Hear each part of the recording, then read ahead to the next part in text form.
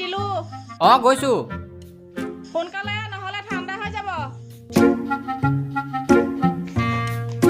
ভাত খোৱাৰ আগতে চেপ্টাৰটো শেষ কৰিম বুলি ভাবিছিলোঁ সেইটোও নহ'লেগে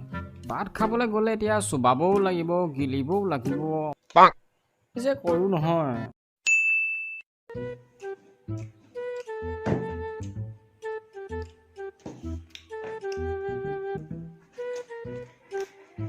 মা ভাত কিহেৰে পয়জন আছে বনাই আছোঁ এতিয়া আজি মাছ পয়জনেৰে ভাজিম এনেওতো তোৰ পঢ়া শুনা নায়েই খাই মেলি যাগে আৰু এটা চেণ্টেঞ্চ পঢ়িবি 5 পেকেট বিস্কুট খাবি এজনী মতা মানুহজনী এজনী মোক গালি পাৰি পাৰিয়ে গ'লগৈ আৰু বেলেগৰ মাকৰ গালিয়ে চাবা নে মুখেই চাবা আমাৰ এজনী দাড়িয়ে চাবা নে মুচেই চাবা লগদ্ধ কৰবাৰ বিস্কুটটো ভাঙি নাকৰ ফুটা দুটাত ভৰাই দিম হ'ব কৈছোঁ মই কৈছিলোঁ হেৰি শুনচোন কলেজৰ ৰুটিনখন দি দিবিচোন ঠিক আছে আৰু ছেমিষ্টাৰ পৰীক্ষা কেতিয়া আছে সেইখিনিও দি দিবি ৰুটিনখন লিখিয়ে পেলাওঁ তাৰোপৰি বছৰটোত কি কৰিম গোটেই কামৰ হিচাপ এটা উলিয়াই পেলাওঁ তেতিয়া পঢ়িবলৈ ভাল হ'ব পঢ়োঁতে যাব 5000 ঘণ্টা গা ধুওঁতে যাব 500 ঘণ্টা খাওঁতে যাব 800 ঘণ্টা শুওঁতে যাব 2000 ঘণ্টা উশাহ লওঁতে যাব 8000 ঘণ্টা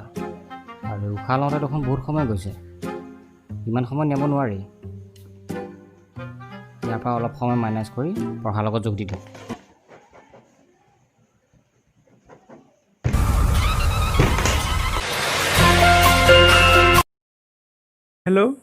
হেল্ল' ক পঢ়িছ নাই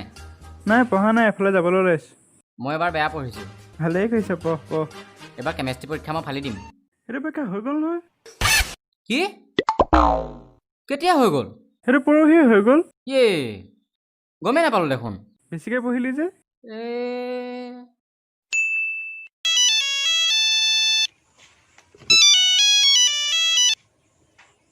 হেল্ল'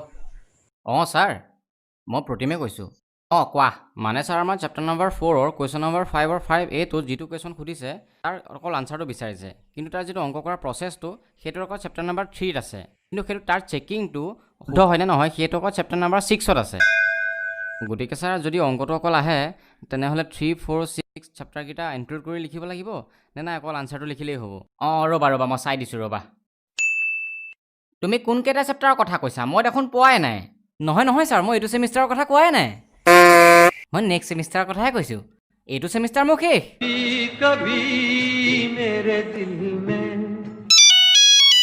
হেল্ল' ছাৰ মই কৌস্তভ চিনি পাইছে চাগে নাই পোৱা কেলৈ যোৱাবাৰ যে ইউনিট টেষ্টত যে অকণমান বেয়া হওঁতে যে দেউতা গৈছিলে আপোনাৰ ওচৰলৈ আপুনি যে কৈছিলে দেউতা আহিলে নহ'ব গোটেই পৰিয়ালটো যাব লাগিব বুলি পাইছোঁ ছাৰ কাইলৈ পৰীক্ষা পালেহি নহয় মেথছৰ তাকে ছাৰ কুৱেশ্যন এটা সুধিম বুলি ভাবিছিলোঁ মানে ছাৰ R.D. শৰ্মাৰ যে বুকখন তাকে কিতাপখন ক'ত পাইনো ছাৰ ক এক্সাম কেনেকুৱা হ'ল ভালেই হৈছে আৰু এনেকৈ কৈছোঁ যেন গোটেইখিনি নকৰিলি নি কৰোঁতে গোটেইকেইটাই কৰিছোঁ বাৰু খালি সেই দিয়াকেইটা কৰিম বুলি ভাবিছিলোঁ থাকি আহিলে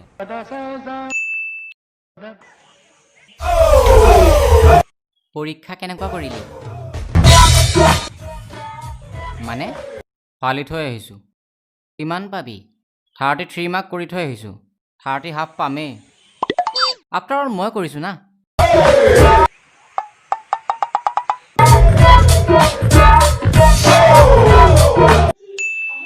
তই কলেজ গ'লি নি নাই যোৱা এই যাবলৈ ওলাইছোঁ শুন না মোৰ প্ৰক্সিটো প্লিজ দি দিবি না কি প্লিজ হ'ব দে ঠিক আছে দি দিম এইটো এছাইনমেণ্ট দিলি নি নাই দিয়া দিমহে মোৰতো দি দে না প্লিজ চা প্লিজ সেইটোচোন বহুত দীঘল মোৰ কাৰণে চা প্লিজ মোৰ কাৰণে হ'ব দে দি দিম দে হেল্ল' তই গ'লি নি এক্সাম দিবলৈ এই ওলাইছোঁ আৰু মই পৰীক্ষাটো তই দি দে না কি মোৰ কাৰণে চা প্লিজ এই প্ৰতিটো কথাতে অকল প্লিজ তই যদি এইবিলাক কাম নিজে কৰিব নোৱাৰই তই জীয়াই আছ কেলে মোক সেইটো লাগে তই জীয়াই আছ কেলে তোৰ উশাহ নিশাহ কেইটাও লৈ দিওঁ দে আৰু শুন নেক্সট টাইম যদি তই এইবিলাক এক্সাম নিজে দিব নোৱাৰ তেতিয়াহ'লে এডমিশ্যন নল'বি এতিয়া ফোন কাট